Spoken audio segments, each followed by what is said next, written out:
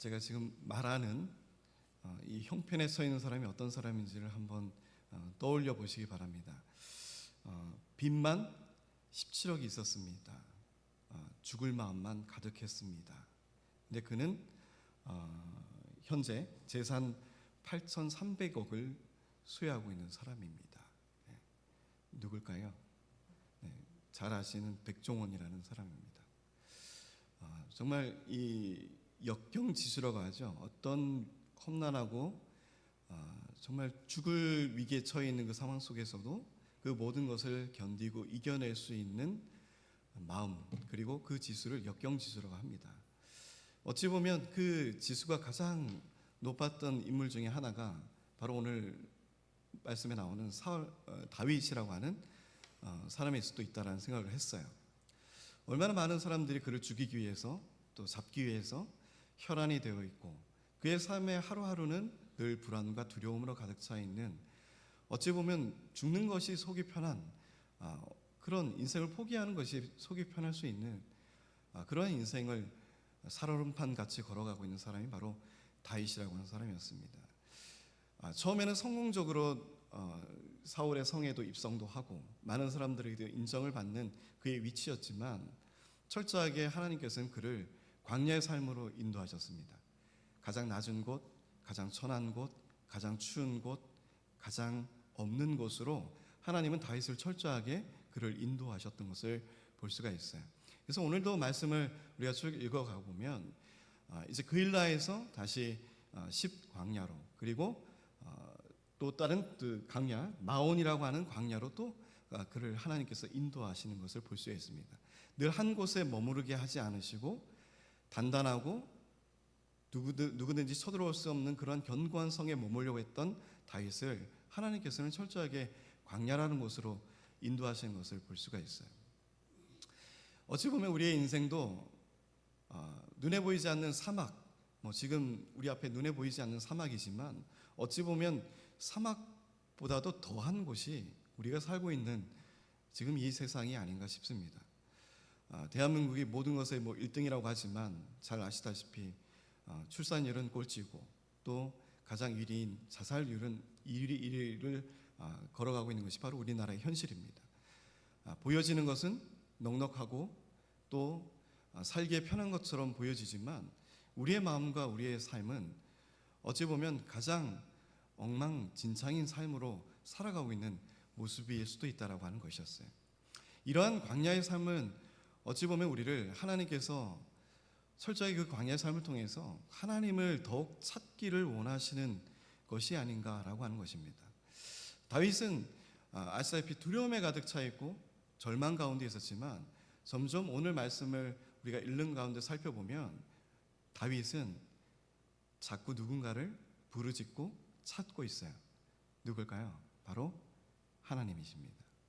여호와 하나님을 찾고 묻고 또 한 번 다시 되묻고 하나님은 그에게 응답하시고 또 다시 응답하시는 것을 볼 수가 있어요. 이 광야의 삶을 통해서 다윗은 어찌 보면 하나님을 구하는 방법, 또 하나님께 응답받는 방법, 그리고 하나님의 인도함과 이끌림에 살아가는 방법을 터득했을 수도 있다라는 것이었어요. 우리가 풍요로운 삶을 살아갈 때 절대 하나님을 찾고 부르짖지 않습니다. 구약의 인물들도 마찬가지였고 사람들도 마찬가지였어요.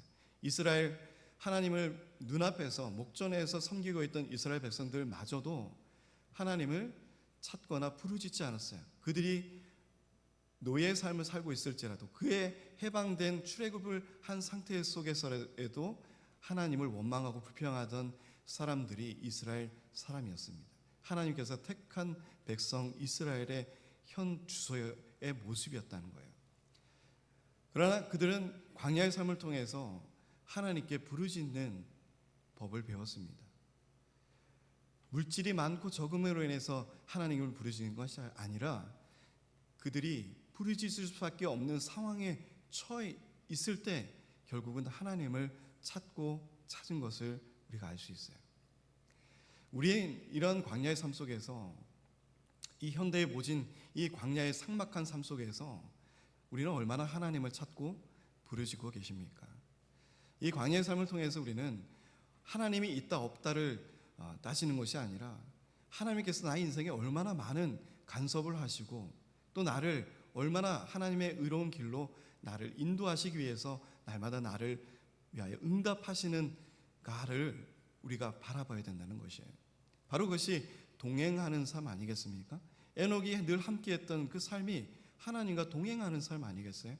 하나님께 묻고 하나님께서 대답하시고 하나님이 원하시는 뜻을 행하고 그의 길로 인도함을 받는 것, 그것이 바로 하나님께 택함 받은 백성들의 아름다운 삶이라고 하는 것이에요. 그 모형이 바로 교회라고 하는 것입니다.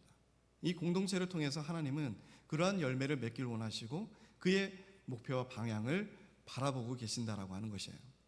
오늘 왕이었던 사울은 전혀 왕 같지 않은 사울의 모습을 보였고, 오히려 왕의 모습이 아니었던 다윗은 오히려 왕 같은 모습을 보여주고 있는 모습을 우리가 살펴볼 수 있다라고 하는 것이에요. 오늘 23장 1절에 보시면 사람들이 다윗에게 전하여 이르되 보소서 블레셋 사람이 그 일날을 쳐서 그 타작마당을 탈취하더이다 하니라고 말합니다. 이 블레셋 사람들의 특징이 뭐냐면 꼭 씨를 뿌리거나 뭘 할 때는 쳐들어오지 않아요. 그런데 이제 수확하고 타작하고 저장할 때 그때만 되면 이제 그 수확물을 탈취하려고 그때부터 내려오기 시작하는 것입니다. 그러니까 오늘도 타작마당에 탈취하려고 블레셋 사람들이 그 일날을 쳐들어오게 돼요. 그 일날 백성들이 마땅히 섬김을 받는 누구에게 도움을 요청해야 됩니까? 사울에게 요청을 해야죠. 그들의 왕인 사울에게 도움을 요청해야 됩니다. 그러나 그 일날 사람들은 쫓김을 받고 숨어 지내기에 바쁜 또 400명을 이끌어가고 있는 다윗에게, 그들은 오히려 드러내지 않아야 될 상황이었고 숨어 지내야 될 상황이었지만 오히려 그들을 찾아가서 그들에게 부탁하는 그 일날 백성들을 볼 수가 있어요. 이에 다윗이 여호와께 묻자와 이르되, 2절에 보시면 내가 가서 이 블레셋 사람들을 치리까? 여호와께서 다윗에게 이르시되 가서 블레셋 사람들을 치고 그 일날을 구원하라 하시니라고 말해요. 하나님께 묻는 다윗을 볼 수가 있습니다. 예전에는 두려워했을 거예요. 예전 같았으면 철저하게 두려움 속에서 내가 처해 있는 상황에 대해서 하나님께 원망이나 변론을 폈을 거예요. 하나님, 어찌 지금 제가 내 목숨 하나 부지하기도 바쁜 이 상황 속에서, 그리고 또 내가 거느려야 될 이 정말 억울하고 빚진 자들, 마음이 이 상한 자들, 나에게 어떤 힘을 줄 수 있는 사람들이 아닌 이 사람들과 함께 있는 이 상황 속에서 내가 어떻게 다른 사람들을 도울 수가 있겠습니까? 자신의 현실의 상황을 파악하고 하나님께 오히려 한탄하는 모습을 비추었을 거예요. 어쩌면 이 상황을 모면하기 위해서 도망갈 수 있는 방법도 모색했을 거예요. 그러나 다윗은 그의 인생의 삶의 기준을 하나님께로 정한 것을 볼 수가 있습니다. 그래서 이 모든 상황을 하나님께 먼저 구해요. 기도하는 것을 볼 수 있습니다. 하나님은 그에게 응답하셔요. 바로 즉시 응답하십니다. 여호와께서 다윗에게 이르시되 가서 블레셋 사람들을 치고 그 일날을 구원하라. 이것이 하나님의 명백한 응답입니다. 우리도 마치 이렇게 하나님의 음성을 명확하게 매일같이 기도함으로써 귀에 쏙쏙 들리게끔 들린다면 우리는 하나님이 명하신 대로 바로바로 즉시 행하고 움직일 수 있는 그러한 믿음이 들 수 있을 것 같아요. 그러나 그들에게도 듣는 음성 가운데 속에서도 그 일날 백성들의 요구를 받은 이 400명의 다윗과 함께 있던 사람들은 다윗에게 이렇게 말합니다. 다윗의 사람들이 그에게 이르되 3절에 보소서 우리가 유다에 있기도 두렵거든 하물며 그 일날에 가서 블레셋 사람들의 군대를 치는 일이니까 한지라. 이게 현실적인 모습이에요. 우리의 현재의 모습은 이렇습니다라고 하는 겁니다. 어찌 보면 가장 합리적이고 타당한 우리의 삶의 모습을 대변하는 것이 이 다윗과 있는 사람들의 모습이에요. 우리는 지금 숨기에 바쁘고 드러내면 우리의 위치가 발각되어서 내가 빚진 자들에게 또 다시 갚아야 되고 원통한 자들의 이 마음을 다시금 회복할 수 없는 이런 상황이 처해질지도 모르는데, 지금 내가 내 상황도 해결할 수 없는데 어떻게 다른 사람들의 문제까지 해결할 수 있겠습니까? 이것이 우리의 현재의 모습입니다. 하나님은 그럼에도 불구하고, 그러한 우리의 모습에도 불구하고 하나님은 다시 우리에게 말씀해 주세요. 다윗은 그가 기도함을 통해서 하나님께 분명하게 응답을 받았지만, 그들에게 아니 내가 기도했는데, 기도하니 하나님의 음성이 이렇게 들렸는데 무슨 말들이 그렇게 많으시오? 나를 따라오시오. 그러면서 바로 전쟁에 참여할 수도 있었을 거예요. 그러나 다윗은 철저하게 다시금 하나님께 되묻습니다. 4절에 보시면 다윗이 여호와께 다시 묻자온대.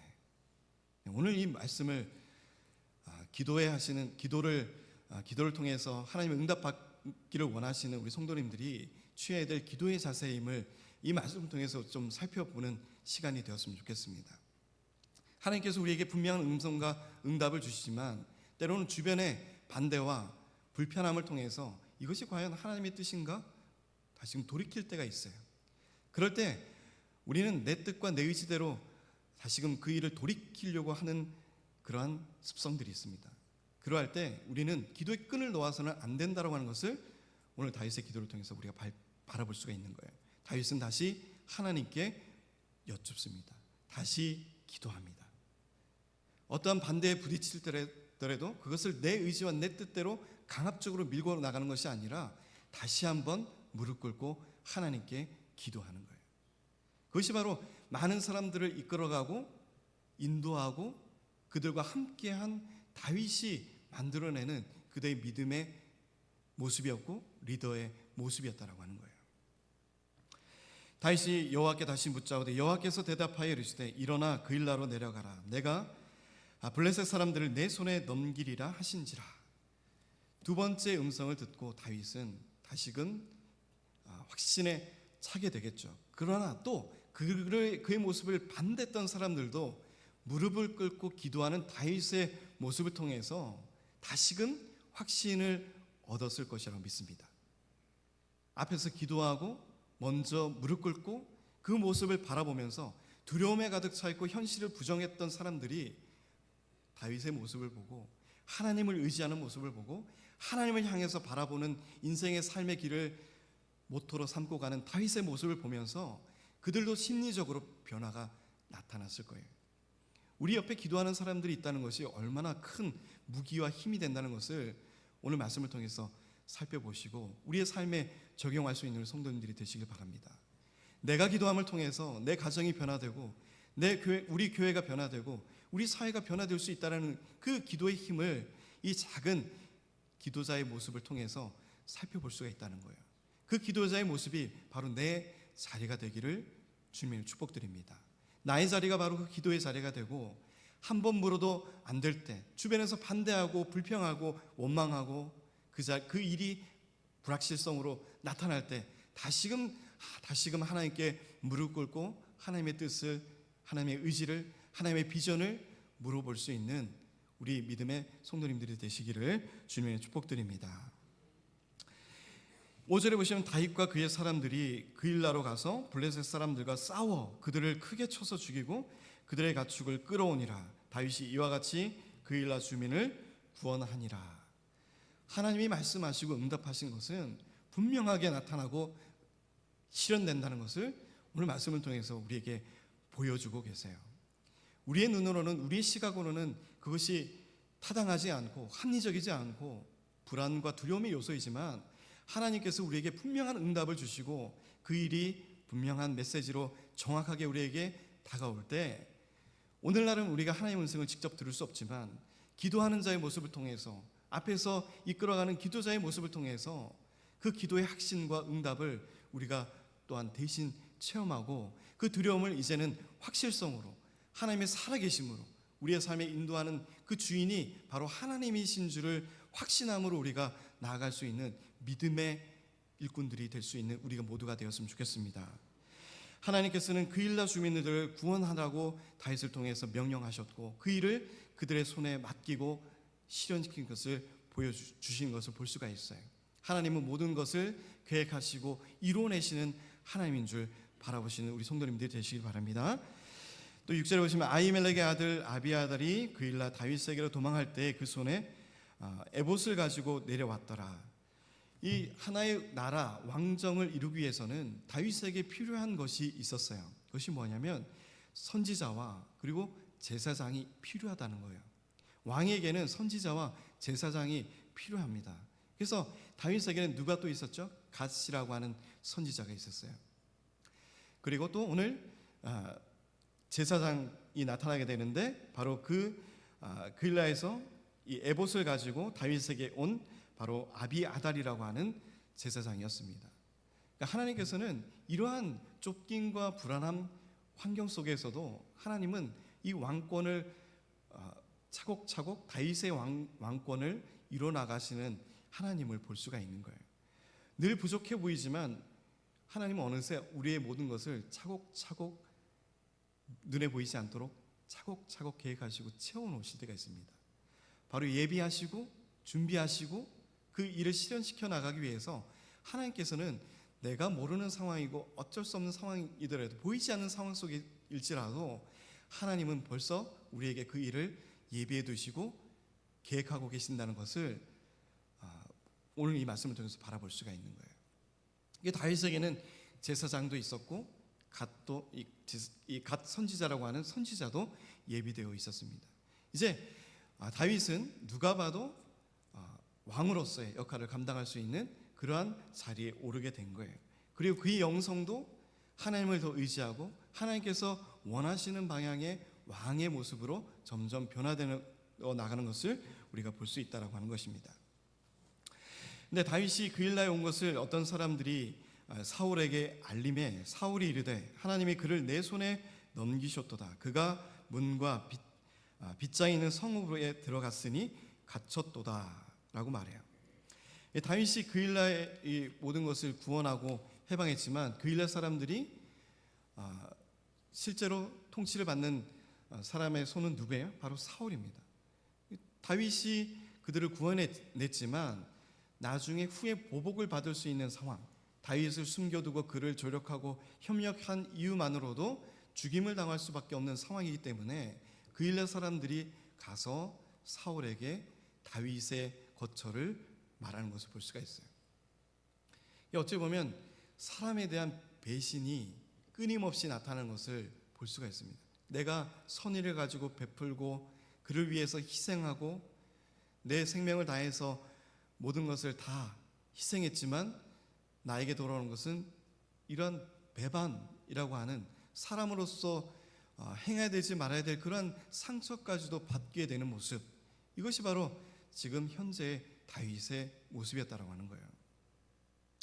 사울에게 가서 그가 다윗이 거처에 있는 것을 다 통보를 받고 사울은 이것이 마치 하나님의 뜻인 양 그 말씀을 우리에게 보여주는 것을 볼 수가 있습니다. 그 성읍에 갇혔으니 이제 하나님이 그를 내 손에 붙이셨구나. 다윗을 죽이는 것이 하나님의 뜻이구나. 오히려 사울은 하나님의 뜻이 아니라 자신의 뜻을 의지하고 자신의 기준의 방향으로 나아가는 모습을 바라볼 수가 있는 거예요. 사울이 모든 백성을 8절에 군사로 불러 모으고 그일라로 내려가서 다윗과 그의 사람들을 애워싸려 하더니 다윗은 사울이 자기를 해하려 하는 음모를 알고 제사장 아비아들에게 이르되 에봇을 이리로 가져오라 하고, 그리고 또 이 위기의 상황 속에서 다윗은 또 뭘 해요? 기도합니다. 10절에 보시면 다윗이 이르되 이스라엘 하나님 여호와여, 사울이 나 때문에 이 성읍을 멸하려고 그일라로 내려오기를 꾀한다함을 주의 종이 분명히 들었나이다. 다윗에게는 불현듯 스쳐가는 옛 과거의 상처들이 있었을 거예요. 그로 인하여 그를 도와준 제사장으로 인하여 제사장 85명이 죽임을 당하는 처참한 결과가 그는 기억에 떠올랐을 거예요. 그의 모든 것이 자기의 탓으로 여기고 그의 마음에 깊은 상처로 남아 있었을 거예요. 자신으로 인해서 다른 사람들이 피해받고 죽임을 받는 그런 상황을 겪어봤을 거예요. 그러나 그의 모습은 이제 하나님께 매달립니다. 하나님, 다윗 사울이 나를 죽이려 하러 지금 이 성읍에 오는데 어떻게 해야 합니까? 이 모든 이 두려운 상황을 어떻게 이겨내야 합니까? 사울이 나 때문에 이 성읍을 멸하려고 그일라로 내려오기를 꾀한 담을 주의 종이 분명히 들었나이다. 그일라 사람들이 나를 그의 손에 넘기겠나이까? 주의 종이 들은 대로 사울이 내려오겠나이까? 이스라엘 하나님 여호와여, 원하건대 주의 종에게 일러 주옵소서 하니 여호와께서 이르시되 그가 내려오리라 하신지라. 사울이 그일라로 내려온다라는 하나님의 응답을 받게 됩니다. 그래서 12절에 다윗이 이르되 그일라 사람들이 나와 내 사람들을 사울의 손에 넘기겠나이까 하니 여호와께서 이르시되 그들이 너를 넘기리라 하신지라. 다윗과 그의 사람 600명 가량이 일어나 그일라를 떠나서 갈 수 있는 곳으로 갔더니 다윗이 그일라에서 피한 것을 어떤 사람이 사울에게 말하매 사울이 가기를 그치니라 라고 말씀하고 있어요. 늘 다윗은 주변에 도움을 주는 사람들도 있었지만 가장 가까운 자신의 지파인 사람들에게도 배신을 당하고 배반을 당하는 그러한 인생의 가장 어찌 보면 아픈 인생의 경험을 하고 있는 다윗을 우리가 볼 수가 있습니다. 어찌 보면 이 땅에 오신 예수님도 3년 6개월이나 같이 함께 먹고 마시던 제자들 가운데 배반을 당하였고 또 저주를 당한 것을 우리가 볼 수가 있어요. 어찌 보면 사람은 우리가 가장 믿어야 되지 못하고 어찌 보면 믿을 수 없는 존재가 바로 우리 옆에 사람들이 아닌가 싶습니다. 그럼에도 불구하고 우리는 그 사람들과 함께 살아가는 이러한 환경 속에서 살아갈 수밖에 없는 우리의 현실이 우리의 인생입니다. 그러면 우리는 선택을 해야 돼요. 하나님을 의지하는가, 사람을 의지하는가, 하나님께 은혜를 받는가, 사람에게 상처를 받는가. 때로는 사람들이 우리에게 선을 베풀고 사랑을 베푸는 것처럼 보여지지만 그들의 이익이 닿는 순간 매몰차게 돌아서는 것을 볼 수가 있어요. 저희 와이프가 이제 사업을 하고 막 있지만 그 전에 영업을 하면서 사람들에게 많은 상처를 받아요.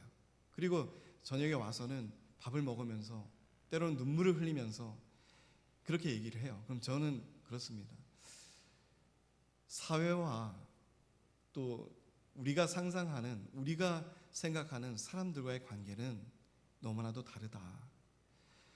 너가 꿈꾸는 것이 이상적이고 어찌 보면 정말 가장 합리적인 모습의 인생의 사람들의 모습일 수도 있지만 우리가 살아가는 세상은 그렇지 아니하다.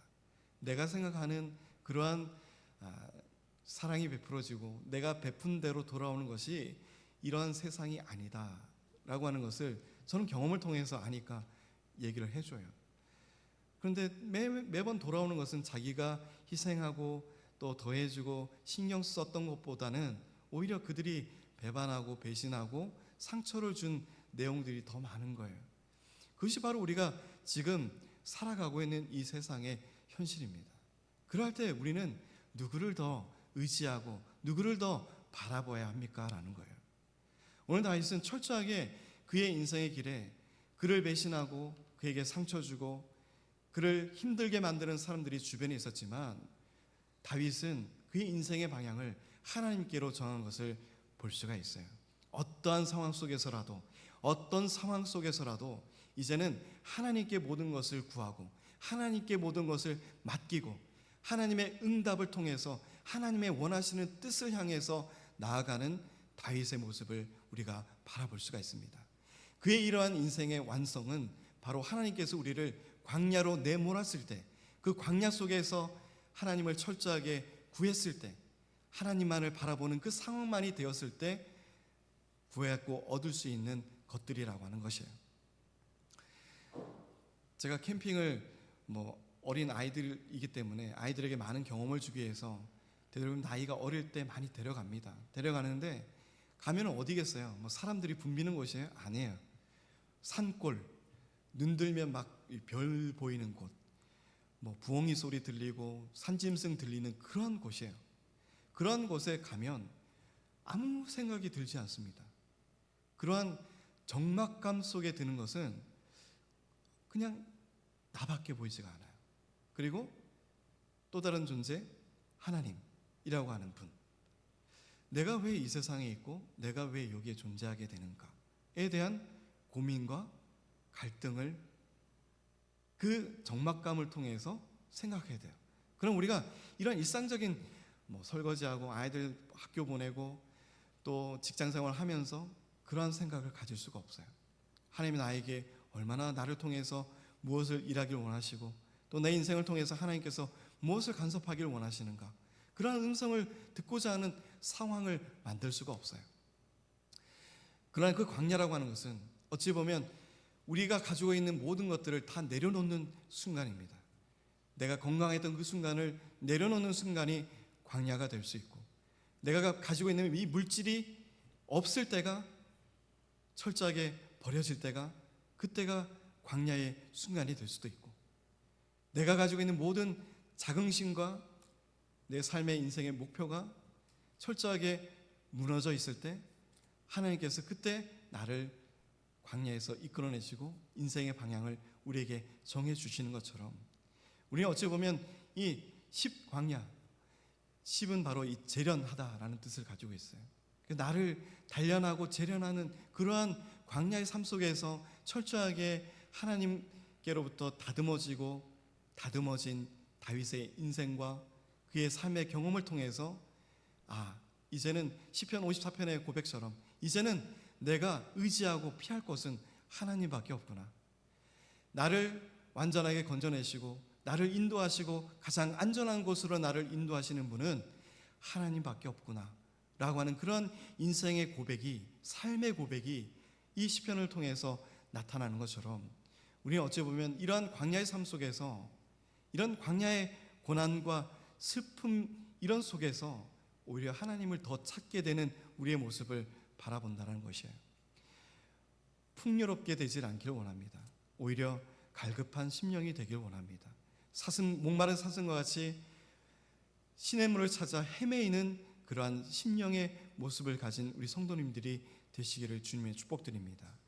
모든 것이 갖추어진 곳에서 하나님을 잃는 것보다, 없지만 초라하지만 가진 것이 없지만 건강하지 않지만 그 안에서 그 분통하고 억울한 자의 모습이지만 그 안에서 하나님을 붙들고 하나님의 음성을 되묻고 하나님의 뜻을 발견하고 찾아나가는 다윗의 인생과 그의 주변의 600명의 사람들처럼, 버린 자들이지만 아무도 관심 없는 사람들이지만 하나님께서는 그들을 통해서 일하시고 나라를 세워나가신다는 것을 바라볼 수가 있어요.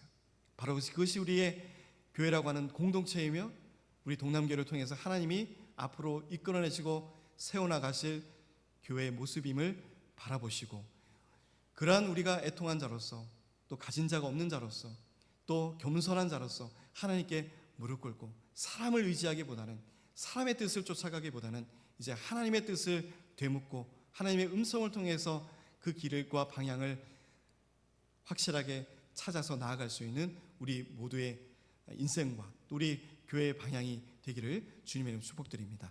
오늘 이 말씀 기억하면서 기도하겠습니다.